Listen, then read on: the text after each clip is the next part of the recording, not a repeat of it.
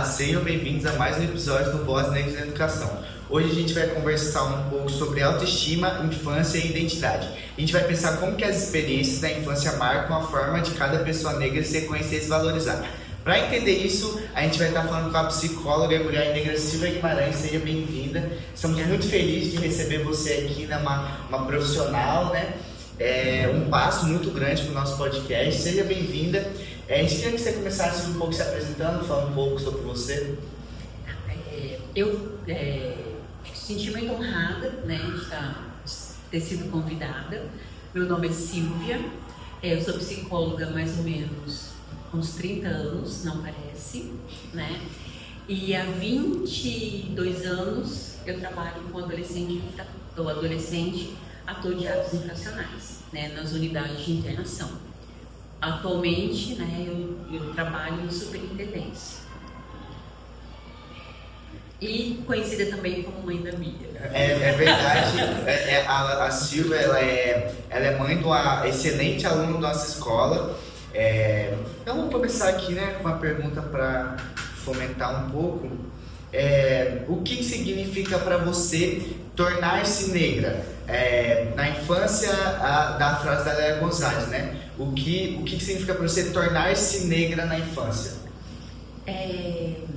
Esse aprendizado, né? Porque aquilo que eu estava colocando até para vocês antes de começar a gravar. A gente não nasce, né, alguma coisa, a gente vai sendo no decorrer dos anos. Então, essa coisa de negritude, de ser negro, quando a gente nasce, a gente recebe essas informações positivas e negativas, né, que vai formar a nossa personalidade. Então, se enquanto criança negra eu receber reforços positivos, ter imagens positivas, isso vai ser bom para o meu desenvolvimento, né? Eu vou ser uma pessoa com autoestima. Agora, se eu só não receber elogios, não ser valorizado, não ter imagens positivas, né, sobre pessoas negras, eu vou crescer uma pessoa sem autoestima, né, desvalorizada. Então isso, a gente não nasce negro, como ela coloca, a gente não nasce negro. A gente vai aprendendo, né, conforme a gente receber essas informações externas, né, que a gente vai desenvolver a nossa autoestima ou não. E que você falou dessa questão de a criança tem que receber o afeto, o elogio, né, para conseguir desenvolver melhor. Qual o papel que o afeto e a escuta tiveram na construção da sua própria autoestima? Você tem alguma lembrança assim de cabeça? Sim, ela foi extremamente importante, né? Eu, enquanto criança, eu não me via como negra, né? Eu reconheci enquanto negra bem mais tarde, mas era a questão do cabelo, né? Então, assim, o meu cabelo eu penteava, não é da época de vocês, mas antes a gente fazia touca. Então eu fazia touca no meu cabelo para ele acordar liso no outro dia, né? Então, assim, eu tinha essa coisa do cabelo. E uma certa época, eu fui no salão e ela cortou meu cabelo, era uma pessoa negra, cabelo enrolado, e ela falou assim: não vai fazer escova? Eu disse: não, meu cabelo é assim. E ela deixou meu cabelo enrolado. E quando eu saí de lá, todo mundo: nossa, que cabelo lindo! E as pessoas começaram a elogiar o meu cabelo. Todo mundo que me via daquele cabelo elogiava. E a partir disso eu entendi que meu cabelo era daquela forma. Porque eu tentava de todas as formas que meu cabelo ficasse bonito, mais alisando, escovando, da forma errada. Então isso foi importante para mim. Porque se as pessoas não me elogiassem, não valorizassem meu cabelo, eu teria cabelo liso até hoje, lutando contra isso, né? Então foi muito importante, né, esse reconhecimento, né, que meu cabelo era enrolado e as pessoas gostaram disso. Então cada elogio, eu deixei meu cabelo crescer e eu comecei a pesquisar sobre o cabelo enrolado, porque isso me valorizou. Isso é importante às pessoas, né? E enquanto mulher negra, como que tem essa questão do elogio, né? Tanto da mãe quanto do marido, como que é? É extremamente importante, porque assim, a pele negra, ela é a minoria, né? Então a gente não vê, antes a gente não via atores negros, modelos negras, produtos para pele negra. Hoje a gente tem shampoo, base,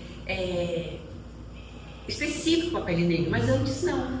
Então a gente se sentia inferiorizada, né? Como é que eu vou me arrumar, como é que eu vou ficar bonita. Então o elogio, deslocada. Então o elogio ele é muito importante, é a valorização, né? Então a criança negra, quando ela escuta que ela é bonita, que ela tem uma cor bonita, que o cabelo dela é bonito, isso faz toda a diferença na vida dela. E essa questão de não receber o elogio, tem como isso tipo, não afetar só a autoestima, mas tem como isso agravar um outro problema quando a criança se tornar adulta ou ficar adolescente? Que tipo de problema isso pode vir a acarretar? A não valorização, a depressão, ela pode ser uma pessoa retraída, né? Porque ela não se sente pertencente àquele lugar. Então ela vai se retrair, né? Ela vai. Pode que são doenças, pode que gerar uma depressão, né? Uma timidez que não se resolva. E nessa questão, falando mais da criança, qual que é a função dos pais? Porque fora essa questão do elogio, da valorização da criança, tem essa questão do letramento? Fala algo na psicologia, tem algum letramento ou algum tipo de tratamento diferente? Sim, ela precisa entender que ela é importante. E como a gente vai fazer isso? Mostrando o cantor que é negro, né? Comprando livros de atores negros, de personagens negros, não personagens inferiores, mas protagonistas, novelas, né? Mostrar a questão da Maju. Quando a criança viu a Maju apresentando no Jornal Nacional, mãe, o cabelo dela, mostra, ó, tá vendo? Ó, tem mesma cor sua, mesmo cabelo, e ela tá ali apresentando no Jornal Nacional, então você pode ser isso. Então mostrar, assistir filmes, é muito importante, existem filmes com histórias, mostrar cientistas, então assim, que aquela criança pode ser o que ela quiser, existem pessoas, então mostrar esses modelos, ouvir músicas, né? Então ela precisa ter um modelo, né, para que ela possa se espelhar. E a própria mãe também, a questão do autocuidado. Por exemplo, a Bia ama o cabelo dela, mas se eu começar a alisar o meu cabelo, ela vai se questionar, assim, será que meu cabelo é tão bonito assim? Por que minha mãe está alisando o cabelo? Porque, será que ela não gosta do cabelo dela? Né? Então, assim, a gente também tem que ser um modelo para o nosso filho. Então, não adianta eu falar assim, Bia, o cabelo é lindo, e eu alisar o cabelo. Né? E até questão, assim, esses dias também eu vi essa questão do alisamento do cabelo, né, que o negro não pode alisar o cabelo. Fala que é negro? Não pode sim. Ele pode alisar o cabelo, ele pode pintar o cabelo de loiro, ele pode fazer o que ele quiser com o cabelo. Né? O cabelo do João é lindo, mas se ele quiser aparecer meio cabelo liso, pode aparecer. Mas isso é que se ele quiser. Se ele quiser mudar. Ele tem que ter a própria valorização dele mesmo. Isso, eu quero pintar cabelo de loiro, tá tudo bem. Um negro ter o cabelo loiro. Mas por que ele não pode ter o cabelo loiro? O que não pode é ele fazer isso para pertencer. Ele achar assim, na minha sala não tem ninguém de cabelo igual o meu, eu preciso ser que ninguém. Né? Ninguém gosta do meu cabelo, então eu vou fazer uma coisa diferente. Então isso não é legal. Né? Então assim, a gente pode fazer o que quiser, desde que é o que a gente quer. E quais são os principais desafios para a criança negra? Porque tem essa questão do deslocamento, do pertencimento, tem alguma outra ali, fora o racismo também, né? Fora do ambiente escolar e dentro também, que acontece muito, né? Tem alguma outra coisa que eu não citei? Não, assim, a questão de se fortalecer. Ele precisa ser resiliente. Ele precisa aprender a combater, né? Sem agressividade, mas ele precisa responder a isso. Então ela precisa ter essa autoconfiança, precisa ter essa fortaleza para ela poder responder. Então quando alguém chegar para mim e falar assim, seu cabelo é feio, eu gosto do meu cabelo, te incomoda no que é o meu cabelo? Né? A gente responder, não gostei, o problema é seu se você não gostou. O cabelo é meu. É meu. Então assim, de ter essa força, de aprender a combater isso. Então ela precisa, além de se aceitar, ela precisa ainda se fortalecer, né, para poder combater a isso. Você acha que a psicologia, mesmo que a pessoa negra ela não tenha passado por para esses desafios assim tendo? Você acha que a psicologia é necessária? A psicologia ela seria necessária quando essa criança, adolescente, passasse por essas situações. Né? E tem pessoas que não passam, tem pessoas que são tranquilas, ainda bem. Né? Tem pessoas que não se incomodam, tem pessoas que... então ela não vai precisar, né? Ela apenas manter, ela ser exemplo. Né? Seria necessário, né, uma intervenção psicológica se a pessoa estivesse enfrentando esses problemas, né? Que isso estivesse trazendo problemas para a vida dela. Né? Você falou da questão da resiliência também, eu pensei aqui da questão da criança se fortalecer. A família pode ser um núcleo de fortalecimento também, porque igual no nosso outro episódio, inclusive assistam nossos outros episódios, a professora Denise falou que dentro da família dela, as pessoas eram de certa forma assim racistas, entende? Falavam, não valorizavam a própria cultura negra, entende? Então, pode ser um pouco mais difícil para a criança se fortalecer com um ambiente familiar que não aceita o negro, o ser negro, entende? Então, tem alguma forma assim da criança se evadir? Se tem algum núcleo, ela pode procurar ajuda também? E como que ela pode procurar ajuda? Sim, a família é o principal núcleo. Né? É ali que ela vai se desenvolver, é ali que ela vai ter exemplos, né, que ela vai se espelhar. Então a família ela tem que estar preparada para receber essa criança negra, né? E quando a criança não tem esse apoio, né, vai começar a desenvolver não ter autoestima, né, alguns problemas sérios. E ela pode, a escola complementa isso, então ela pode pedir ajuda para um parente mais próximo, ela pode pedir ajuda para um professor que ela se identifica, né? E caminhar para pedir ajuda, mas o núcleo familiar é o mais importante. É ele que dá todo esse apoio, que vai fortalecer ou enfraquecer essa criança. E quando enfraquece, que acarreta no que você falou a criança não ter autoestima, pode gerar uma depressão, uma coisa assim? Sim, é uma criança que vai nascer, que vai crescer, né, se sentindo desvalorizada. Isso vai acarretar na autoestima, no autocuidado. Né? Tem criança que não tô nem aí, não sou nada mesmo, então não penteia o cabelo, não quer tomar banho, não se arruma. Né? É uma criança que pode ser agressiva. Né? Então, assim, já ninguém gosta de mim, mas não gosta de ninguém. Né? Aquela criança que pode ser... ter irritabilidade, uma criança que não tem um bom convívio. E como que, por exemplo, a gente pode auxiliar alguma pessoa assim, que infelizmente já chegou nesse estado? É a escuta, né? Você precisa falar assim, eu estou aqui, né? E uma escuta, eu entendo, né? Eu entendo o que você está pensando, não julgando, menosprezando o sentimento. Né? Nunca, em momento algum, menosprezar. Não, isso não é nada. Não, é sim. Ela está sentindo aquilo. Então, valorizar isso. Eu entendo que você está sofrendo com isso. No que eu posso te ajudar. Né? E prevendo isso, é aquilo que eu falei, elogiar, gente. Né? Eu olhar para o João, nossa, seu cabelo está legal hoje. O que você fez? Né? Quando vê uma amiga, se eu vem cá, você está aqui com a gente. Porque às vezes a gente percebe que estão deixando aquela colega de lado, a gente percebe que não recebe um elogio. Tem meninas que chegam na sala, o menino, todo mundo, chegou o fulano, mas tem outros que entram que parece que é invisível, né? Que ninguém vê. Então, a ideia é esse apoio. Quando vê que o adolescente está se afastando, chamar, né? De perguntar e se interessar. O que aconteceu? Como é que foi? Quem foi? Né? Para ela ver que você realmente está interessado em ouvi-la, né? E ajudá-la. E como que é para você ser psicóloga e mulher negra? Como que é no seu ambiente de trabalho? Já aconteceu alguma coisa assim que você queira contar? Não, em relação a mim, não, aquilo que eu te coloquei. Eu me reconheci como negra bem mais para frente, né? E quando eu me reconheci enquanto mulher negra, eu já tinha passado por essas... como vamos colocar? Eu já tinha me fortalecido em relação a isso. né? E quando alguém fala assim, você vai alisar? Não, não vou alisar.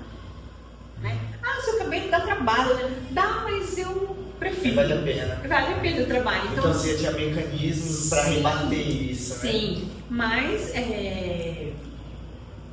reconheço, né, que houve situações, né, de chegarem, colegas chegarem e falarem, né, olha, a gente estava num lugar, a única pessoa que eu falei o estado fui eu. Né? Então, assim, é duro. Então, assim, de ter outras pessoas junto e a única pessoa, ela negra, a única pessoa que fez. Então, assim, eu já ouvi, né? Mas, assim, em relação à minha pessoa, não. Que bom, né? Dá pra ver que estamos tendo melhoras, né, na sociedade atual. Mas, mesmo tendo melhorado, você falou que você trabalha com adolescentes, né? Você pega alguns casos sobre isso? Sobre crianças negras que não tiveram apoio da família, não tiveram apoio na escola e... Sim, e muito. É isso que eu falo, a questão da valorização. E não é só elogio externo, não é só falar que o cabelo é bonito. Ele não é só isso. Né? A gente fala do jogo porque, como eu já conheço, né? Precisa também a questão do interno. O João é um menino inteligente, né? O João é um menino que apresenta bem o podcast. Então, assim, não é só o elogio físico. Existem outras pessoas. Então, quando você não se sente valorizado, você é o quê? Você não é nada. Quando você não é nada, você não se esforça, né? A questão da irritabilidade, a questão da agressividade, né? Então, assim, se eu não sou nada, se ninguém gosta de mim, eu também não gosto de ninguém, né? Isso gera, assim, um conflito. E como que a ancestralidade, ela molda, ela mexe nesse processo de identificação? Porque tem, a criança pode buscar, né? Minha ancestralidade, e isso tem essa questão também? Sim, é importante, porque aquilo que a gente sempre colocou, nossos valores vão ser formados, né? A nossa personalidade. E quando eu vejo pessoas da mesma cor, do mesmo cabelo, como vou colocar, ser valorizada, se dando bem, né? Então, quando eu vejo um ator que deu certo, um cientista, uma professora, né? Um professor, isso é muito importante. Então, eu preciso estudar a minha história, eu preciso ter orgulho dela. Então, quando eu estudo a minha história, é por isso que é importante também o papel da escola, né? A escola, quando ela apresenta, quando ela estuda, faz esse estudo, porque olha, eu tenho uma história, eu tenho alguma coisa antes de mim. Tem uma bagagem. Tem uma bagagem. E isso valoriza muito. Isso é orgulho. Quando alguém fala, lá atrás, alguém fez isso, olha, tá vendo? Então eu sou uma coisa. Isso é uma coisa que a escola já vem, né? Tipo, antes trabalhava só o racismo na Semana da Consciência Negra, né? Só na Semana da Consciência Negra. Depois esquecia a questão também do indígena, né? Só do dia do indígena, só aquilo. E tratava aquilo mal também, né? Fazia, o que era comemorar? Fazer um cocar com papel e vai para casa. Isso é uma questão. Dia. Todo dia. E assim, como a gente fala também, não adianta falar sobre os negros, consciência negra, então um professor negro na escola. Não deu uma referência, né? Você, como é que gostam tanto, mas não deu um professor negro para eu me espelhar? E hoje em dia vai muito mais tipo de só procurar sobre os feriados, assim. Porque hoje em dia o mundo já tá quebrando muito essa visão que foi passar, tipo, essa história que conta sobre o Brasil da visão do colonizador, e sim, tipo, que foi como eles chegaram aqui, tranquilo, mas na verdade, todos eles chegaram já, eles chutaram a porta aqui. Você não falou muito sobre o descobrimento do Brasil. O Brasil não foi descoberto, o Brasil foi invadido. Então, a escola hoje em dia muda muito, tá contando a verdadeira história hoje em dia. E isso aqui é uma revolução, que coisa boa isso. Isso é muito bom, se falar sobre isso, né? E isso é um papel importante da escola. Isso aqui, quando uma criança negra, uma pessoa negra, uma mãe negra vê, eles estão falando sobre a gente. E isso é valorização. Representatividade. É representatividade. É muito bom também, né? Porque, vamos supor, igual falou, a criança não consegue esperar na família, não consegue esperar na escola, e daí ver um vídeo desse, ver, por exemplo, você ver alguma professora, algum profissional que vem aqui e se ver naquela pessoa, fala assim, caraca, que legal, eu quero ser igual isso, eu quero ser igual ele, entende? Isso é muito bom também. A internet tá ajudando muito nessa questão, tanto na disseminação, né? Porque, vamos supor, hoje em dia é muito mais fácil você denunciar um caso de racismo no caso da internet. Você vai ali, você grava, você posta, se não der nada na polícia, você posta na internet e aquilo toma uma proporção muito maior. Em alguns casos isso não é bom, né? Porque tem muita fake news, mas na maioria dos casos é muito bom, né? Porque tem maior visibilidade para que essas pessoas racistas sejam punidas, né? Não só racistas, mas criminosos no geral, né? Eu acho que a psicologia fala um pouco sobre isso, sobre a internet. Sim, a gente sempre fala assim, eu já falei para vocês também, não adianta a gente ser só não ser racista, a gente tem que ser antirracista, né? Então, assim, a gente tem que denunciar. Então, toda vez que você vê alguém fazendo uma postagem racista, é denunciado, como diz vocês, né? Vamos derrubar aquela conta. Então, a gente tem que combater e tomar cuidado com fake news, né? Que existe a inteligência artificial, ver o que é correto e combater isso. Principalmente hoje em dia é muito fácil de falsificar. E outra coisa que ajuda também é os influenciadores, né? As negras que são lindas, né? E as crianças estão se vendo nisso também. Quando ela vê um vídeo, quando vê que está sendo viralizado, quando vê essas coisas boas, isso também valoriza. Também não só influenciadores, tanto de jogadores de futebol, de basquete, de qualquer esporte, qualquer coisa que você olhar tem um dedinho do Brasil ali, não só do Brasil, de qualquer parte do mundo, e é muito bom, né? Porque, o Brasil é um país miscigenado pra caramba, o Brasil é um país negro, então se ele tá ali, quer dizer que chegou ali, que a gente conseguiu, que a gente está lutando cada dia para melhorar. Você vê como também nos jogos, né, de futebol acontecendo também combatido, quando alguém da plateia faz algum ato racismo, para o jogo, vão dedicar. A gente até estudou esse ano o caso do Luigi, do Palmeiras, que um torcedor chamou ele de macaco, e isso tomou uma proporção gigantesca. Igual também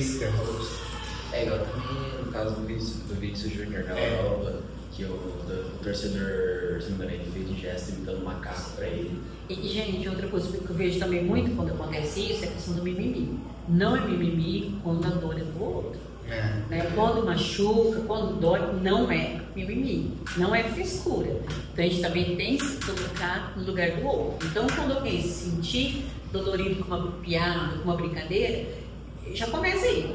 Não é piada quando machuca o outro. Não é brincadeira quando dói o outro. Então a gente também precisa combater isso. Então, quando alguém fizer uma piadinha sem graça, não entendi, não tem graça nenhuma isso. A gente precisa cortar pela raiz. E a professora que está falando de internet, né? Essa internet tem essa cultura da pouca saúde mental, né? O que significa cuidar da saúde mental das crianças negras, querendo ou não, por mais que eu falei que o Brasil é um país negro, é um país miscigenado, ainda é um país racista. O que significa cuidar da saúde mental sendo mulher negra, homem negro, criança negra, num país racista ainda? É isso, voltando à questão da valorização. Então, quando essa criança, essa mulher, esse adolescente, esse homem negro, ele é valorizado, ele se fortalece. Né? Então, nada vai me afetar se eu estou fortalecida. Né? Eu ensino muito, né, para a Bia. Né? Você tem que ter autoestima. Esse dia até virou todo feiticeiro. Eu falei assim, eu não gostei dessa roupa. Não, mas eu gostei, está confortável. Né? Então, assim, o que eu falasse para ela ia afetar a autoestima dela. Isso pode ser que você está fazendo um ótimo trabalho como mãe. Então, assim, eu não ia afetar. Então, quando ele se sente valorizado, quando tem esse autocuidado, isso começa, gente, do apoio em casa. Essa é a importância do apoio familiar, de falar, você é negro, o seu cabelo é assim, exige, né? E não tem nada de errado. E não tem nada de errado. Então, assim, ele se fortalece. Então esse é o autocuidado. A escola tem que ter esse autocuidado quando contrata um professor negro, quando faz esses encontros, como a gente está tendo agora, né? Quando ultrapassa, como você falou, não é só a semana de consciência negra, quando é o ano inteiro trabalhando essas questões. Isso é autocuidado. Autocuidado é quando você vê um coleguinha, é aquilo que a gente já comentou, é afastado, trazer ele para perto. Então tudo isso é cuidado quando você tem com o outro e cuidado com a gente. Então, eu preciso levantar e falar assim, eu sou bonita, eu sou uma mulher, né, trabalhadora, eu sou mãe, e é isso. Eu gosto de mim. Gosto de mim. Porque eu vejo muito hoje em dia as pessoas falando, eu não gosto de mim mesmo, eu não sou feio, tipo, se autodepreciando, sabe? E pô, como que uma pessoa que faz isso, como que ela pode se cuidar? Porque você falou que a gente tem que cuidar dos outros e se cuidar. Como que a gente pode fazer esse autocuidado? É isso. Se alimentar bem também, se alimentar bem. Então, eu estava com essa dúvida, mas não tinha nenhum espaço para falar. A rotina da pessoa influencia muito nisso? Sim, ela precisa ter esse cuidado. Ela precisa, por exemplo, cabelo enrolado, eu preciso cuidar do meu cabelo, eu preciso passar um creme para ficar com a pele macia, eu preciso ficar cheirosa. Então, esse é um autocuidado que a gente precisa ter. Isso é qualquer pessoa. Né? Então, aquilo que eu falo, voltando com essa valorização. Então, quando eu acho que eu não sou nada, eu me descuido. Né? Ninguém gosta do meu cabelo, então eu não preciso pentear. Ninguém vai pensar de qualquer jeito. Então você tá um momento de revolta. Então eu não me arrumo, não me acho bonita mesmo, então por que eu vou me arrumar? Só que precisa também partir de mim. Eu preciso me arrumar para o outro ver que eu estou feliz. Mas é que às vezes é difícil para a pessoa ver, né? Quando a pessoa ela não teve nenhum tipo de letramento nessa questão, é difícil para ela sair, né? Porque também é difícil se ajudar uma pessoa, porque geralmente uma pessoa dessa não quer ser ajudada, né? Então é difícil. Você recebe muitos casos assim, tipo, de pessoas, de terceiros que levaram essa pessoa lá para ajudar? Eu não usaria essa palavra, não quer ser ajudada. É que muitas vezes ela não encontra esse pertencimento, ela não tem uma boa recepção. Então, aquilo que eu falei, quando alguém vier buscar o seu apoio, é sem julgamento. Então, às vezes a pessoa não procura ajuda com medo de ser julgada, com medo de achar que é mimimi. Então, eu já vi muito alguém chegar e falar assim, eu estou sofrendo com isso. Isso é frescura. Como assim? É a dor da pessoa. Então, é você entender. Então, muitas vezes a pessoa não procura uma ajuda porque não tem uma boa escuta. Né? Você não validar aquele sentimento. Então, alguém chega para o Breno. Breno, estou me sentindo assim. Não, isso não é nada. Esquece. Como assim esquece? Tá, o que você está se sentindo? Como é que começou isso? Toda dor é dor. Sim, então aí ela vai se sentir, então eu posso falar sobre isso. Então, quando a gente fala desde o berço, desde quando é criança, a gente precisa aprender a ouvir. E eu chego para mim e falo, o que você está sentindo? É raiva? Você está bravo? Você está o quê? Ela precisa falar, não, eu estou com raiva. E tudo bem, tá com raiva. A gente tem raiva. É um sentimento. Sim, então ela precisa saber que ela pode expressar, falar sobre o sentimento dela. Porque quando ela vê que ninguém vai dar importância, né? Que as pessoas acham que é frescura, que mimimi, ela não vai procurar ajuda. Não vai. Ela prefere com medo da reação do outro. Aí eu lembro que o professor falava assim, gente, no consultório, vocês vão ouvir de tudo. Olha a cara de vocês. Então, se alguém chegar e falar que te dá uma bomba, né, vocês precisam porque senão a pessoa nunca mais volta, né? Se eu tô ali, a pessoa que pode me ouvir tem essa reação, imagina o outro que não está preparado para isso. Então a gente precisa aprender a ouvir o outro, receber, para ele poder pedir ajuda, saber que ele pode pedir ajuda. E no caso que quando a pessoa ela já não recebeu nenhuma ajuda, não recebeu nenhum letramento, já foi muito descriminalizada, você acha que esse cuidado coletivo ele cura essas feridas do racismo? Sim, são pequenos passos, né? Porque nós temos a escola, a comunidade, temos centros de apoio, de ajuda, né?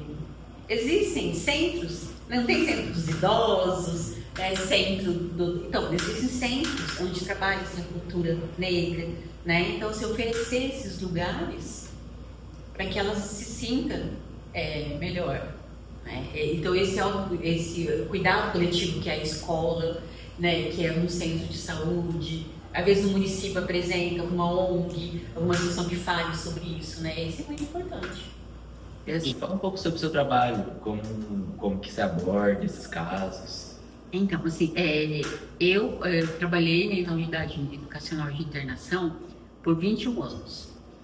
E eu trabalhei sempre em unidade femininas. E a adolescente negra, né, então ela sofre bem mais, porque mulher, adolescente, infratora, né, e negra. Então, assim, ela passa então, por várias camadas, né, de vulnerabilidade. Então é mais complicado, porque ela precisa se sentir acolhida, não apenas punida, né, porque realmente ela foi contra a lei, ela fez um ato infracional, né, mas antes de qualquer coisa, né, ela é um ser humano, ela precisa ser acolhida. Então, assim, a gente precisa trabalhar a questão do racismo, né, a questão do machismo, como mulher, como adolescente negra, não só pensar nesse adolescente com punição, né, mas acolher esse adolescente. O meu trabalho nas unidades não é apenas clínico, não tem como fazer um atendimento clínico numa unidade de internação. Então é mais acolhimento, aconselhamento, né, orientação. Esse é mais o nosso trabalho dentro de uma unidade. Você acha que essas infrações têm alguma coisa a ver com tem alguma relação com a questão da etnia? Então, assim, às vezes a questão do racismo estrutural, né, aquilo que eu falo. Então, quando a pessoa não é valorizada, não tem uma autoestima, ela acaba fazendo coisas, né, sendo manipulada, fazendo coisas erradas, né? Então, por isso, sempre a gente precisa ter essa autonomia, essa confiança, essa autoestima, para que a gente possa dizer não. Então, muitas vezes, né, o adolescente ele comete um ato infracional por não dizer não, né, de não ter força suficiente para você não, isso eu não vou fazer, isso está errado. Então, ele acaba para pertencer àquela comunidade, aquela roda de amigos, ele acaba cometendo, né, um ato infracional. Desculpe, uma pergunta mais concreta. Você falou que, por exemplo, a mulher sofre mais pela mulher negra e adolescente. Tem essa questão explicada na psicologia, essa questão do porquê o adolescente sofre mais, assim, eu fiquei curioso. Não, que é uma fase de descoberta, né? Ele está se desenvolvendo, então ele não tem uma personalidade formada, então ele ainda não sabe o que eu vou ser. Então, são múltiplas. A gente fala que o adolescente tem muitas personalidades. Então, ele está se descobrindo ainda, né? Ele deixa de ser criança, mas também não é um adulto, né? Ele está naquela fase ali, o que eu vou ser, como é que eu vou ser. Então, ele está descobrindo. Então, é bem mais complicado. Nunca fiz ideia, nem pensei. Eu achava que era questão mais dos hormônios, sabe? Tá mais na sua pele, mais sensível. Mas é porque você está se descobrindo ainda. Né? Você deixa de ser criança, já passou uma fase, mas você também não é adulto, então você está aquele intermediário. Né? E vem as dúvidas: o que eu vou ser, como é que eu vou crescer, eu vou casar, não vou, eu vou ser assim.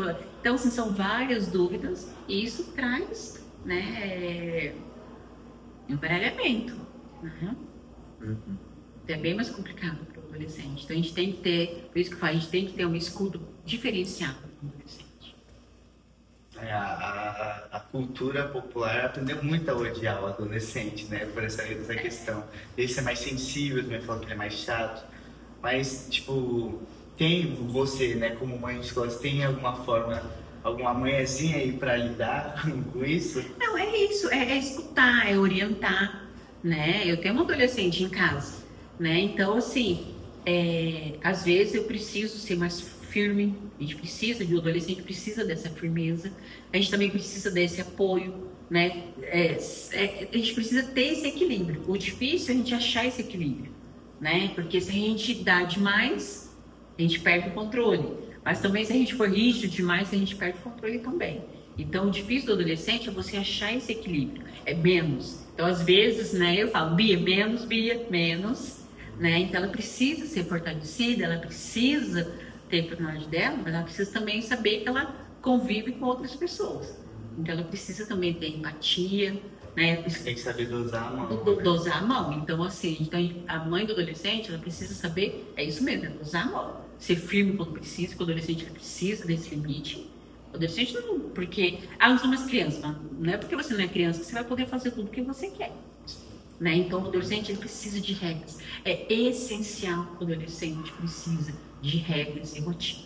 Ele tem que ter, não é porque adolescente, não pode. Ele tem que ter horário, continua tendo horário para dormir, porque no outro dia você estuda o dia inteiro. Não sei se vocês dormem a hora que vocês...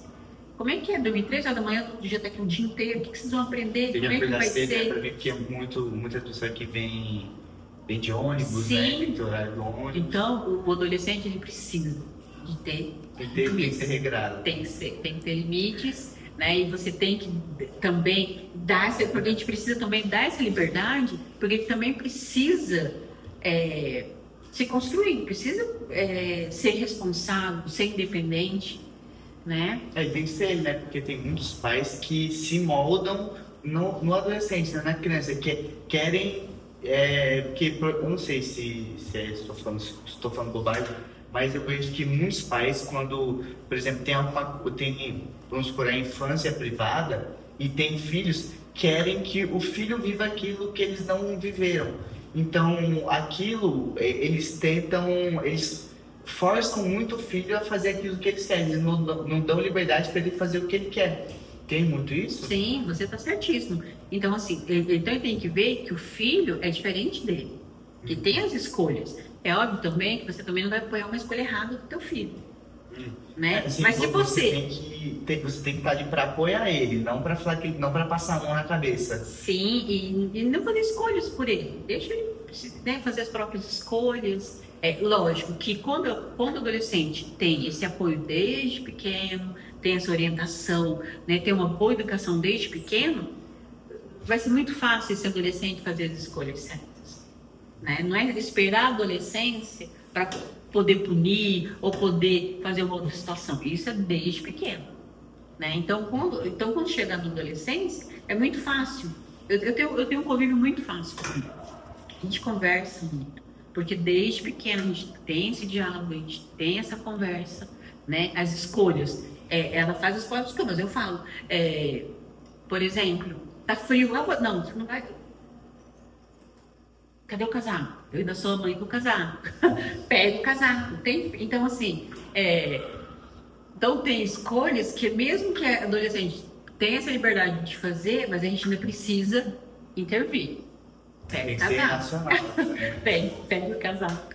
Então, que mensagem que você deixaria para as mães e para os pais que querem criar filhos negros com segurança, né? Filhos confiantes, orgulhosos de quem eles são? Valorizando o seu jeito, valorizando a sua raça, a sua cor, né? Apresentando modelos, né? de pessoas, pessoas... Fugiu a palavra. O que quer dizer? Atores, cantores, personalidades, né? Apresentar pessoas de modelos bons para que ela possa se identificar, falar assim, eu posso ser isso, né? Valorizar cada conquista, e voltando também, não é só elogio físico, não é todo dia, que cabelo bonito, não, é valorizar cada progresso, né? Hoje eu percebi que você estava com raiva, mas você conseguiu lidar com isso, que bom. Hoje eu percebi que você comeu direitinho, que legal, e é esse mesmo. Hoje eu percebi, né, que o Breno não amanheceu para a escola virado. Olha que legal, Breno, beleza. Né? O Breno dormiu às 10. Nossa, que legal, conseguiu dormir. Então, assim, valorizar tudo isso, porque isso vai fortalecer. Ele vai saber que ele tem valor, que ele tem bons poderes. Prepara ele para o mundo. Sim, né? que ele pode ser o que ele quiser. Então, muito obrigado, senhor, por estar aqui com a gente. Agradeço muito, né, por você ter aceitado esse convite, né? Você é um profissional, vi que não pode deixar amador, né? Imagina, Mas amigo. estamos muito felizes de receber você aqui. Muito obrigado mesmo. Muito obrigado a você que assistiu esse episódio. Assistam os outros e nos vemos na próxima.